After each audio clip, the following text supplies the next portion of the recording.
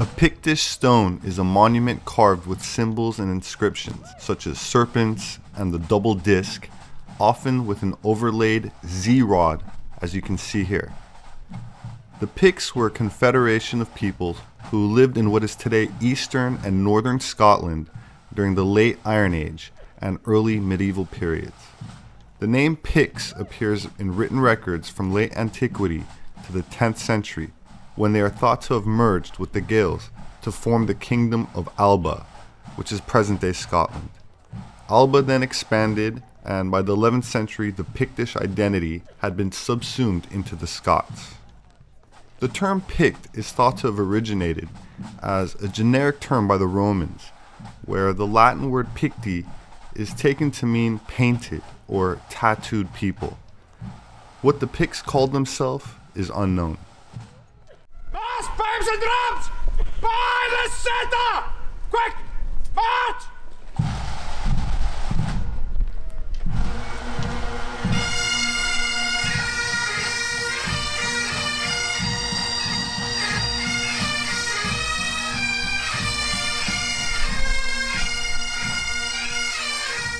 Tuatha de Danann means tribe of the goddess Danu, a godlike mythological race from pre-Christian Gaelic Ireland. The Tuatha de Danann were descended from Nemid, leader of a previous wave of inhabitants of Ireland. Nemid means privileged or holy in Old Irish. His people or clan are referred to as the Nemidians, and they were said to have had a genealogy going back to the biblical Noah. Nemid was the son of Agnemon of Scythia, and the Scythians have been associated with the tribe of Dan. Micah in the Bible, the book of Micah, chapter 5, helps prove that the lost 10 tribes were to be identified with the Scythian peoples. The lost 10 tribes were the northern kingdom of Israel. The two sections of the Israelite people was the kingdom of Judah in the south, from which the present-day Jews are developed, and the kingdom of Israel in the north, which comprised 10 tribes. And these 10 tribes were taken into exile by the Assyrians, and they lost consciousness of their ancestry, and we trace them ultimately to Western Europe, to peoples who settled in Western Europe and from there populated the USA, Canada, Australia, New Zealand, South Africa, and the related nations. And these are the lost tribes of Israel. This is where the lost 10 tribes are to be found. Originally there were 12 tribes of Israel. These 12 tribes of Israel were scattered or spread throughout the Middle East. The lands extended from the Nile River to the Euphrates, included parts of Turkey. It also included the Isles of Cyprus, island of Cyprus, and other areas. And they split into two different sections, as we said, the kingdom of Israel in the north, the kingdom of Judah in the south. The kingdom of Israel was taken into exile, and they became the lost 10 tribes of Israel. And we trace them, as we said, to Western Europe.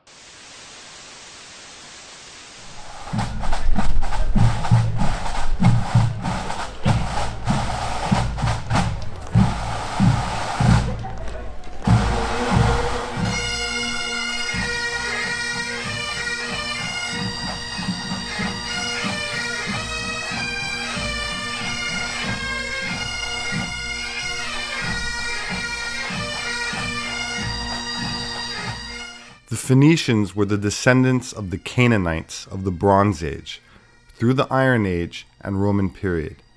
Phoenicians was a name given to these people by the Greeks, but the Phoenicians continued to refer to themselves as Canaanites or by the names of their principal cities. The Bible records that the Phoenicians had a close relationship with the Israelites. Their royalty married each other, they traded with each other, and significantly, they went to war with each other. In the 18th century, linguists noticed a great similarity between the Phoenician and the early Irish Celtic language. That said, we know that from 2000 BC, tin mining started in Cornwall, and the Phoenicians traded directly with Cornwall. The name Britain comes from the Phoenician name Beretanic, meaning land of tin. The Greek historian Herodotus describes how tin comes from the lands of tin that sat beyond Gaul.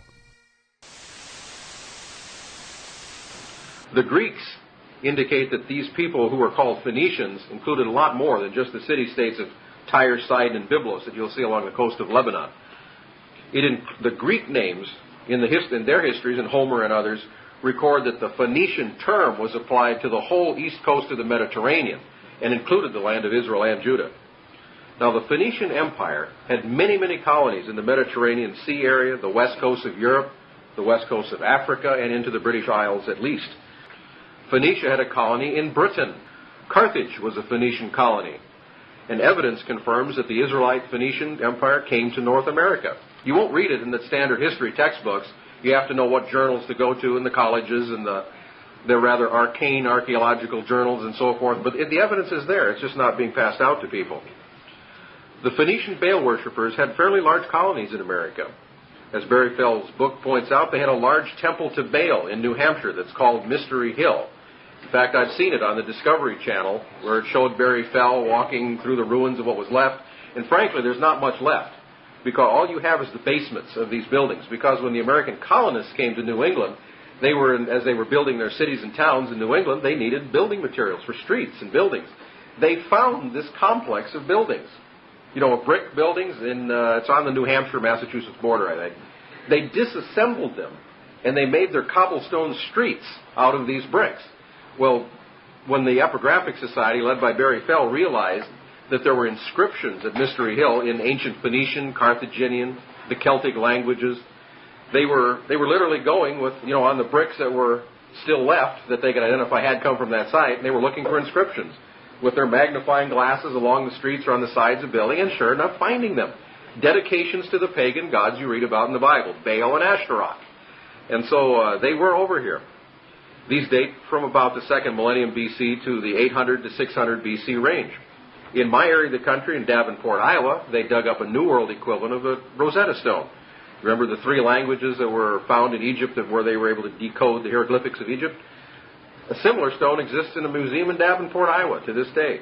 It has 3 languages. It has the Punic Iberic, which is a descendant of Hebrew, the Egyptian hieroglyphics, and also the language of, when we say Libyan back then, it was really the sailors, the sea peoples of the Egyptians. It shows a maypole celebration, with the fronds coming out from it, but it was a human sacrifice ceremony at that time. And so it's clear that they were still into the rather barbaric rites of the Baal worship. The 10 Commandments were found in ancient Hebrew on a stone tablet in Ohio. It was dug up in one of the mound builders, mounds that are through the Ohio River Valley. Well, it was dug up in 1860. What it showed was that it was a Semitic grave. They dug up a 10 Commandments Decalogue stone inscribed with a picture of Moses, the 10 Commandments in ancient Hebrew. It even had a strap hewn into the object where you could put a hole for a strap, where you could put it over your back and travel. And also, even more impressive, is that the 10 Commandments that is carved on a large inscribed stone in New Mexico. On the very highest part of the mountain, there's an inscription saying, Yahweh is our God. And this is the Hebrew from 1200 to 600 BC, the Paleo-Hebrew, where they still wrote what we call the Tetragrammaton, the name of God. And in the Rabbinic period, they didn't write that. So you could date it that it clearly goes before that period of time. Well, why aren't these facts in the history books? Now, Britain had been an Israelite colony for about 300 years when Samaria fell. Some tribes sailed for the British Isles. The Simoni, it's in the ancient records of Allen's book, arrived by sea, and he dates it to about 720 BC in Wales. The early Welsh called themselves also the Beriths, or the Brythonic Celts. The Phoenicians had been present as miners and as traders, mining tin in that area for many, many years, even before their alliance with the Israelites. The Tuatha de Danann, or part of the tribe of Dan, obviously, arrived as well in the British Isles, principally in Ireland. A lot went a shorter distance to Carthage.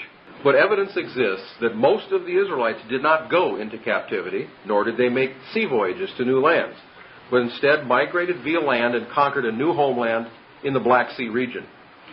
In 1875, an official of Queen Victoria's British government, Colonel Gawler, wrote a treatise called Our Scythian Ancestors Identified with Israel, citing many classical and medieval sources that most of the 10 tribes migrated north of Armenia and became the Scythians or Sacae of the Greek records by the Black Sea. Ortelius, who was a 16th century geographer for the Spanish king, wrote that when the Israelites migrated into the Caucasus, they took the name Gothi, which the Romans later called Goths. A medieval Jewish writer by the name of Eldad recorded, and I'm going to read his quote in direct quotes here, "Many Israelites did not go into captivity, but evaded the calamity, going off with their flocks and turning nomads, and that the chief or prince whom they appointed could muster 120,000 horsemen and 100,000 foot soldiers." So with an armed escort of 250,000 men, now if you figure 10,000 for a division, that's quite a few armed divisions going up in terms of armed strength. This mass of Israelites, when you brought your wives and the children with you, the whole mass of people, easily numbered 1 or 2 million, perhaps more. When the Scythians or Sacae were located up in that Black Sea region, of course the Sacae was, again, I just picture the word Isaac, and Sacae is S-A-C-A-E. It has the syllable of sac, Isaac or Itzhak right in it. Herodotus, the Greek geographer, recorded, of these Scythians, it says that they make no offerings of pigs, nor will they keep them at all in their country. To the extent Scythia is ever discussed in a text, very likely very little, it probably does not mention that they were pretty much kosher in their approach to the meats. Idols were singularly absent in Scythian relics. A Scythian king was even executed for participating in a Greek, I think it was a Bacchanalian festival with the riotous, drunkenness and so forth like that. Probably a lot like a Mardi Gras. But anyway, it's actually kind of an interesting story. Herodotus records it, that the Scythian king had adopted Greek ways, and he happened to arrange his schedule, so he was in Athens, I think it was at that time, of the festival of Bacchus. Another Scythian businessman was there and recognized him, essentially dressed in drag, going through the Mardi Gras festivals where they dress up in all the bizarre costumes and cross-dress and everything. Well, that was the Scythian king enjoying himself that way. But Scythia was the largest wheat supplier to the city of Athens, so there were Scythians regularly there who were businessmen. He saw through the disguise, and the Scythians hunted down that king and wouldn't stop looking for him till they had executed him for that idolatry, because they did not permit that.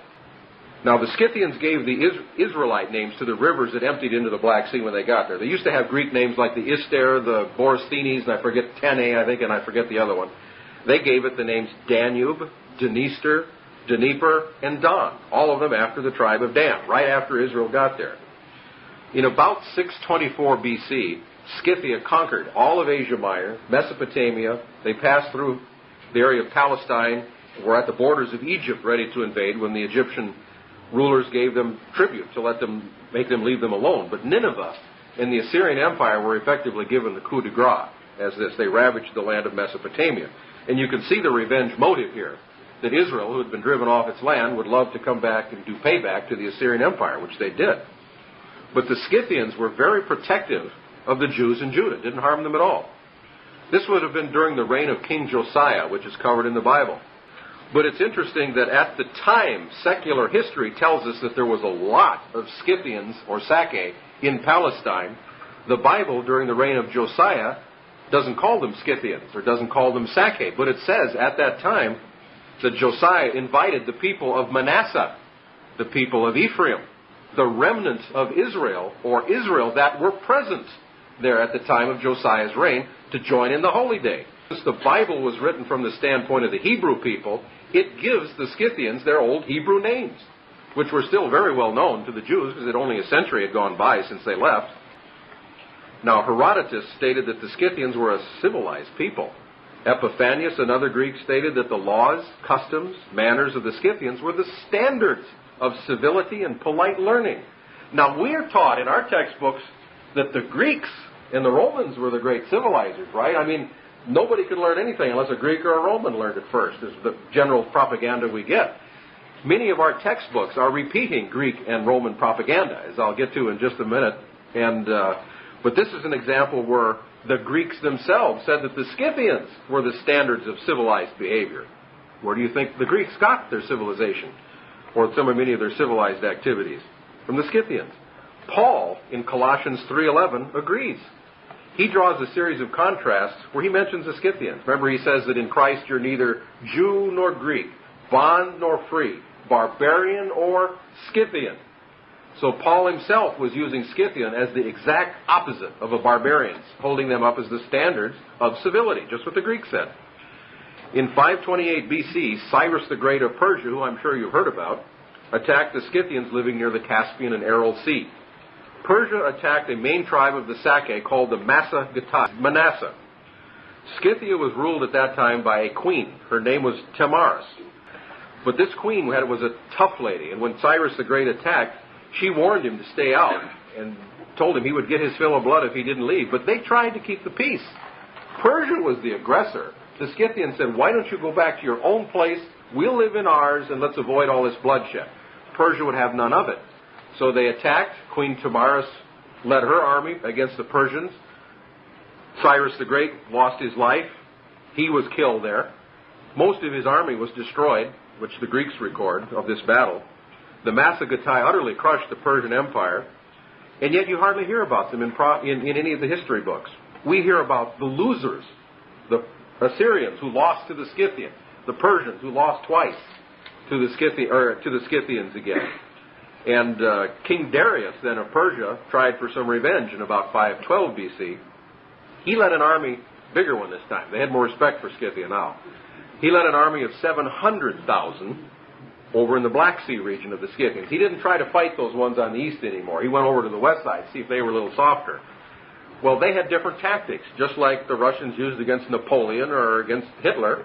They just had scorched earth. They pulled back into the they filled in the wells behind them, gave nothing to the Persians. They extended their supply lines eventually too far, and it became untenable, and they all had to retreat. But the Persians lost 70,000 men in that particular engagement. Now, that's about what the United States lost in 14 years in Vietnam. And Persia lost that just in one campaign, lasting a few months. The one thing I do want to mention about this is the eagle was a common Scythian symbol and a clump of arrows being held in the talon of the eagle. Can you think of a modern country in the world that has its eagle crest with a clump of arrows as its war sign? The United States, which identify as Manasseh, and that was the Massagetae of Scythia, had the same image. Carthage was a crown colony, just like Canada, Australia, New Zealand, were crown colonies of Great Britain when their kings had real power.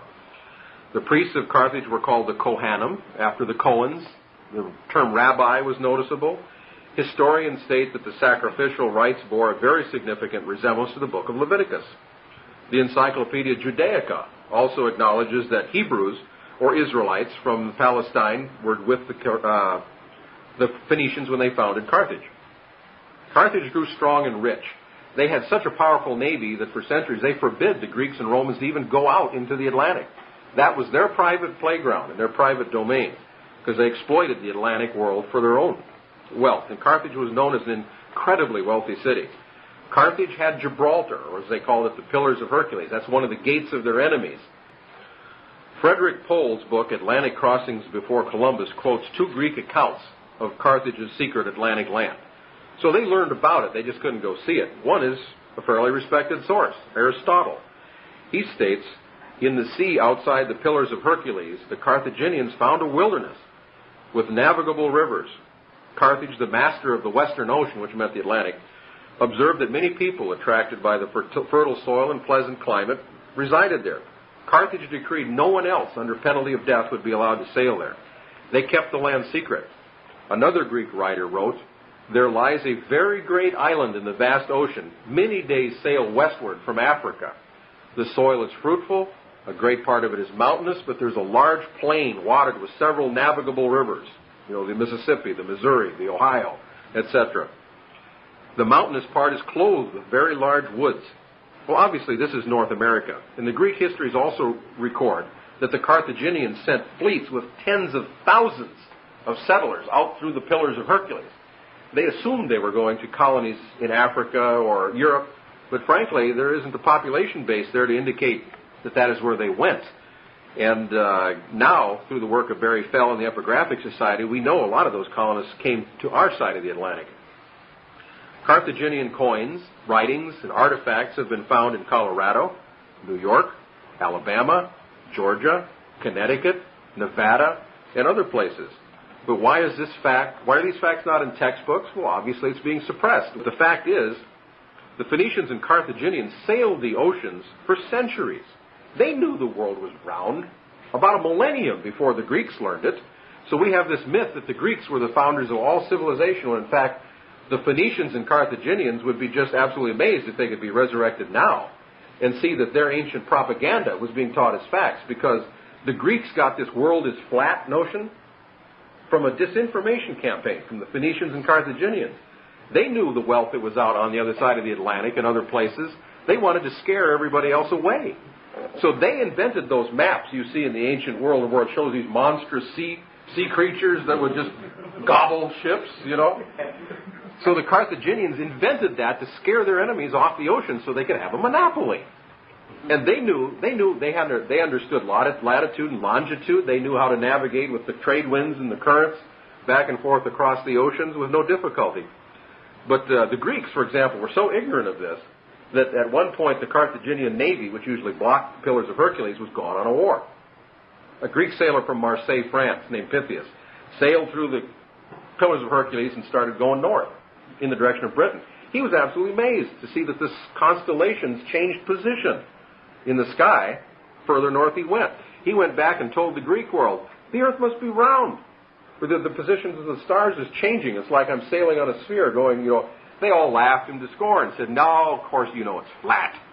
And so that's where our great Greek civilization also was deceived by the Carthaginians. Well, Carthage did have an entire civilization here.